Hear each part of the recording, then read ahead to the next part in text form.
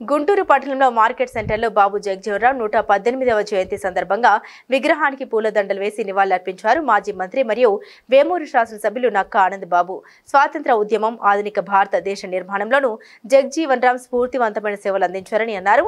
తన జీవితమంతా కూడా సమాజ స్థాపన కోసం కృషి చేశారని కొనియాడారు. బాబు జగజీవన్రామ్ స్ఫూర్తిగా మనమందరం బడుగు వర్గాల అభ్యున్నతికి కృషి చేద్దామని పిలుపునిచ్చారు. జగజీవన్రామ్ ఆశించిన సమాజాన్ని నిర్మిద్దామన్నారు. దళిత వర్గాలకి, నిమ్న వర్గాలకి అనేక రకాల మేళ్లు చేకూర్చే విధంగా రాజ్యాంగంలో పొందుపరిస్తే ఆ రాజ్యాంగానికి రక్షకుడిగా సుదీర్ఘ కాలం పార్లమెంటేరియన్గా రక్షకుడిగా రాజ్యాంగానికి నిలబడినటువంటి వ్యక్తి బాబు జగజీవన్రామ్. కేంద్రంలో అనేక శాఖలకి మంత్రిగా పనిచేసి ప్రతి శాఖలో కూడా పనిచేసిన ప్రతి శాఖలో తనదైన ముద్ర వేసినటువంటి వ్యక్తి బాబు జగజీవన్రామ్ గారు. ప్రధానమంత్రి అయ్యే అన్ని అవకాశాలు ఉండి ఆ రోజు అధికారంలో మరి వారిని రానివ్వకుండా కేవలం దళితుడనే సాకుతో అడ్డుకున్నటువంటి పెద్దలను చూశాం. రాజ్యాంగం ద్వారా నిమ్న వర్గాలకి ఎన్ని సౌకర్యాలు, ఎన్ని హక్కులు కల్పించినా ప్రధానమంత్రి పదవి వచ్చేసరికి ఆ నిమ్న వర్గాల వ్యక్తి కాబట్టి కానివ్వకుండా అడ్డుకున్నటువంటి కుట్రలు, ప్రేమలు ఈ భారతదేశంలో చూస్తాం.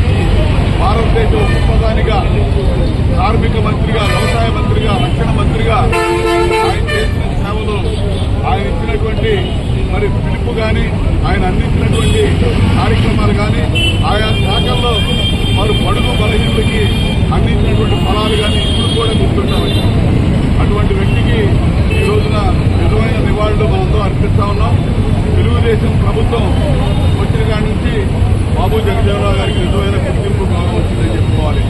ఉమ్మడి రాష్ట్రంలో బాబు జగజీవన్రామ్ గారి కాంతి విగ్రహం పెట్టినా, వారి పేరు మీద పెద్ద కమ్యూనిటీ హాల్ నిర్మాణం చేసిన మొట్టమొదటిసారి ఆ కార్యక్రమాన్ని నిర్వహించింది రాజు అని చెప్పి చెప్పడానికి నేను చాలా సంతోషిస్తా ఉన్నాను.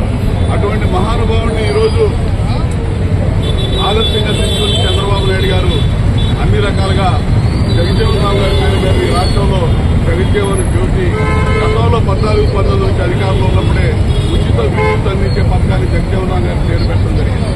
ఈ విధంగా ప్రతి అంశానికి కూడా జగజీవన్రామ్ గారిని, అంబేద్కర్ గారిని రెండు కళ్లుగా చూస్తూ ముందుకు పోయేటటువంటి ఈరోజు చంద్రబాబు నాయుడు గారి నేతృత్వంలో ఉన్నటువంటి ప్రభుత్వానికి ఇలా అందరూ కూడా అండదండగా నిలబడాల్సిన అవసరం ఉంది.